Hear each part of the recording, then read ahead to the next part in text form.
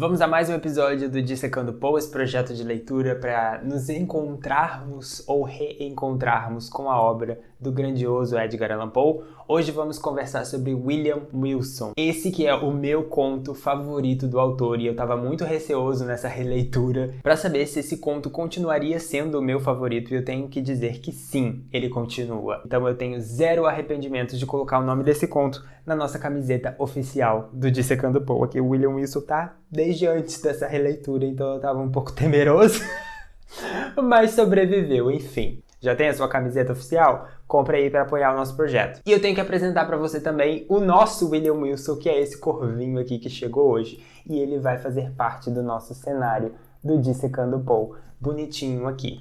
Pegou a referência? Se você não tiver pegado a referência, dá uma olhada na playlist e vai ler os outros contos do Poe que eu acho que você está precisando. William Wilson é um conto de 1839 e esse não é o nome do nosso narrador protagonista. Ele diz logo no início: "Permita-me ser chamado por ora de William Wilson." Esse não é o nome verdadeiro dele, ele não quer revelar o nome verdadeiro, mas ele diz que não é muito diferente disso. No início desse conto, o narrador ele não parece muito contente com a sua história, com as suas características, com a sua família, com a sua trajetória de vida, e ele acaba relacionando isso com o próprio nome. Ele meio que manda assim: "Meu nome é uma desgraça mesmo, então vou inventar aqui um pseudônimo para te contar essa história." E essa vai ser uma história de tragédia, ele também revela isso no início. Os homens se tornam sórdidos aos poucos. Comigo aconteceu de uma só feita. Toda virtude desprendeu-se do meu corpo como escorregar de um manto. William Wilson tem lá os seus defeitos, ele sabe que ele não é agradável de conviver, ele sabe que ele é egoísta, ele sabe que ele tem um comportamento muito libertino, vamos colocar assim. Ele é da galera, ele é dado, ele é egoísta, eu já falei egoísta, acho que já...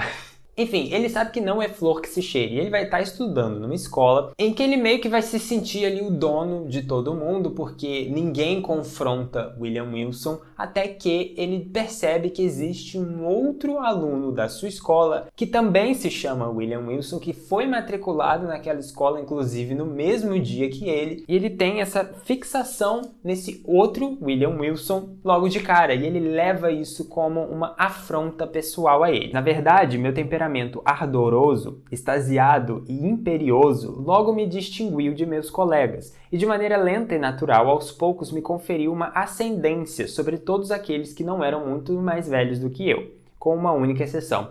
Tratava-se de um aluno que, embora não tivesse relação de parentesco comigo, apresentava o mesmo nome e o mesmo sobrenome que eu. Uma circunstância pouco excepcional, embora, apesar de minha linhagem nobre, meu nome seja bastante comum e desde tempos imemoriais tenha se tornado, por prescrição, propriedade do populacho. Nessa narrativa, apresentei-me como William Wilson, nome fictício, mas com muitas semelhanças com o verdadeiro. Meu homônimo era o único de nossa patota, para usar a terminologia da escola, que ousava competir comigo nos estudos em sala de aula, nos esportes e nas rixas no recreio. Era também o único que se recusava a acreditar cegamente em minhas afirmações e a se submeter às minhas vontades. Na verdade, o único a interferir sobre todos os aspectos em meu ditado arbitrário.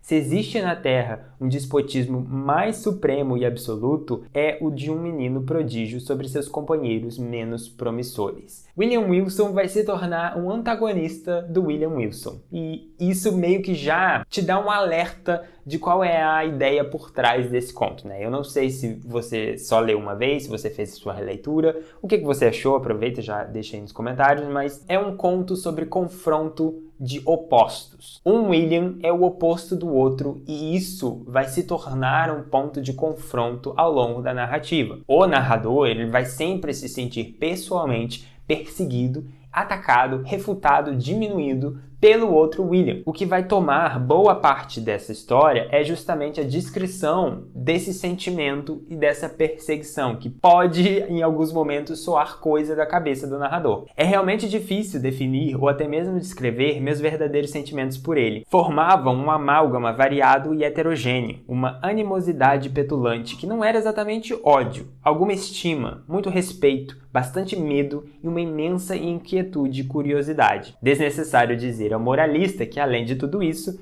Wilson e eu éramos companheiros inseparáveis. Esse sentimento de embate do William narrador vai crescer a tal ponto que ele vai querer dar um basta nisso. Ele vai nos aposentos do outro William para realmente assassiná-lo. Só que quando ele ilumina, coloca a lamparina ali sobre o rosto do William, ele fica muito chocado de que a feição é muito igual a dele. Parece que ele está iluminando um espelho ali, porque ele está se vendo. Nesse momento a narrativa é interrompida e a gente percebe que o William, ele se mudou, ele virou a página, ele está tentando viver a vida dele, sendo nobre na Europa, viajando por vários lugares e tendo várias festas. Inclusive ele faz o seguinte comentário: basta dizer que em termos de devassidão, ultrapassei Herodes e, inaugurando uma quantidade de novos desvarios, acrescentei um extenso apêndice ao longo catálogo de vícios que predominavam na universidade mais dissoluta da Europa. Essa referência a Herodes aqui é uma referência bíblica. Tem dois Herodes, tá? Um é o rei Herodes, que manda assassinar todos os bebês lá depois que ele recebe uma profecia de que Jesus vai nascer, enfim. Inclusive eu acabei de ler o Evangelho segundo Jesus Cristo, que tem essa cena, então eu amo essas coincidências literárias que acontecem às vezes, mas eu acho que ele está se referindo aqui a um outro Herodes que meio que pegou a mulher do irmão. Faz mais sentido com esse sentimento de devassidão que ele está descrevendo aqui. Se você souber de outro Herodes, coloca aí embaixo nos comentários, tá? E um belo dia ele tá nessa festa com grandes nobres, colegas, pessoas importantes ali, e ele tá jogando um jogo chamado de écarté, que é um jogo de cartas em duplas,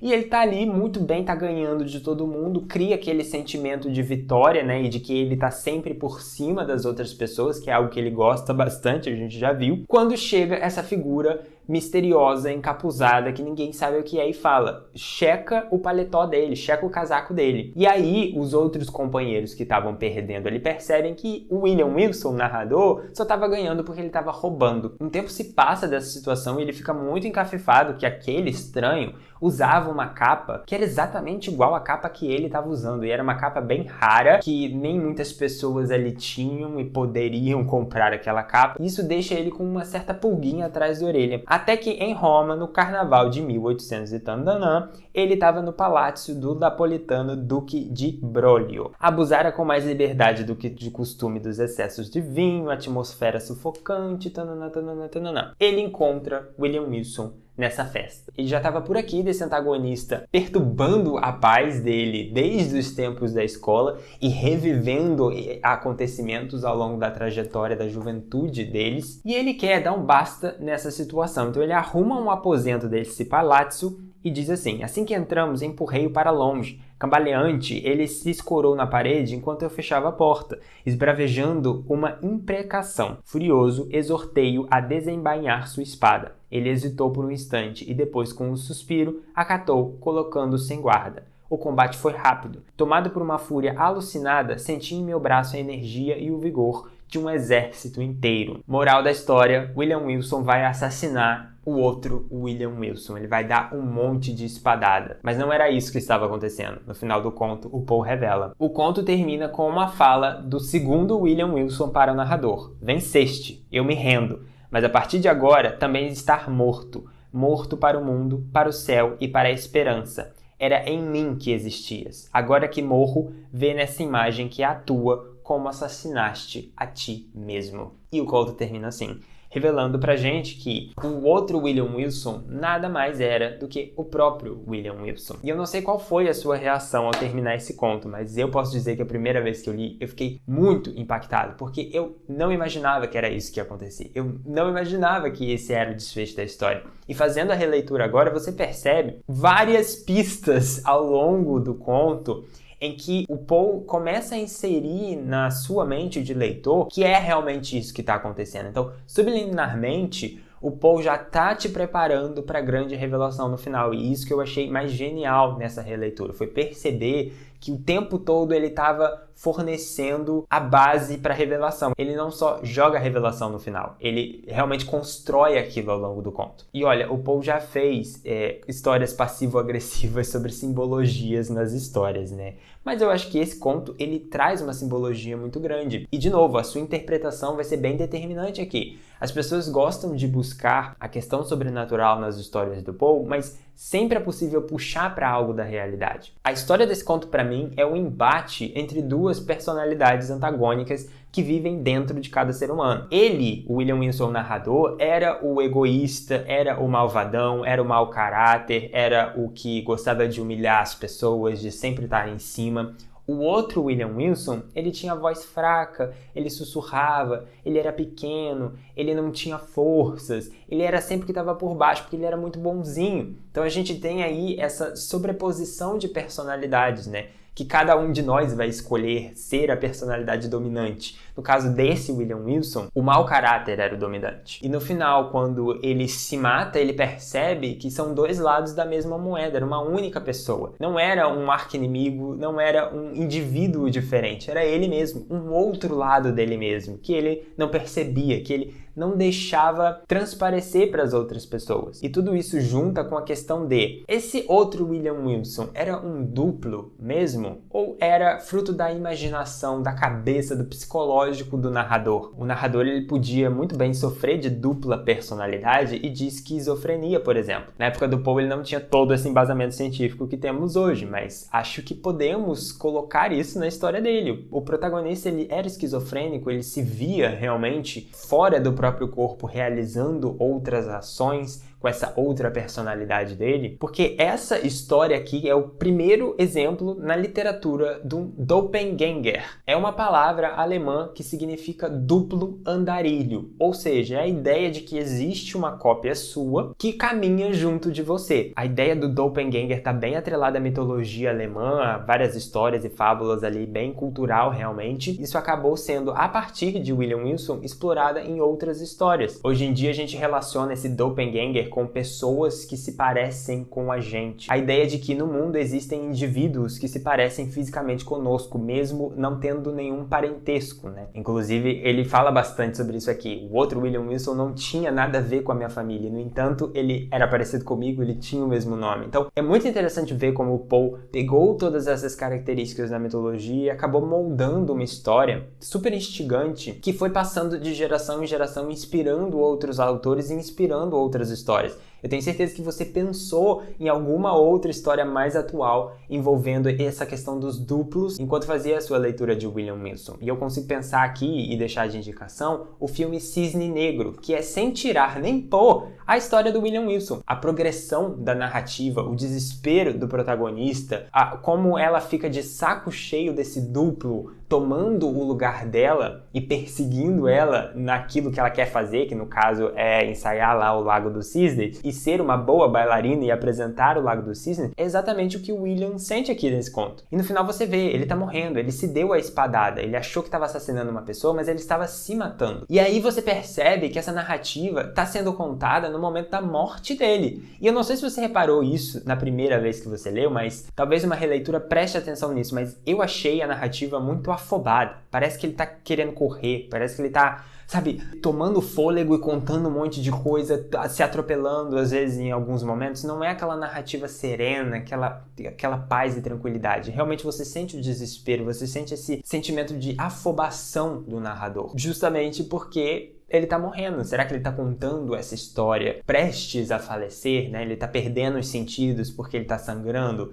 Enfim, eu acho toda a ideia desse conto muito boa. De novo, é muito bem escrito, a progressão dos acontecimentos e também o fato dele ter moldado assim a cultura popular e ter nos presenteado com a primeira história de terror de um duplo, de um doppelganger. Desculpa estar assassinando um alemão tantas vezes assim nesse vídeo. Enfim, me deixa aí nos comentários as suas impressões de leitura enquanto eu vou falar um pouquinho mais sobre o pessoal da primeira vez que eu fiz a leitura de William Wilson, que eu já tinha gostado logo de cara, e era porque uma estranha coincidência aconteceu comigo, não igual ao William Wilson, mas bem parecida. Quando eu entrei no primeiro ano do ensino médio, eu me mudei de escola, fui para uma escola nova e tinha esse garoto que também tinha se mudado para essa escola nova. A gente acabou ficando muito amigo, porque a gente era muito parecido, nós tínhamos os mesmos gostos, nós lidávamos com as coisas da mesma forma, pensávamos muito igual, então a gente se aproximou desde o início do primeiro ano do ensino médio. E tempo depois eu fui descobrir que ele fazia aniversário no mesmo dia que eu. E não só isso, depois eu descobri que a gente nasceu na mesma maternidade da cidade. Então as coincidências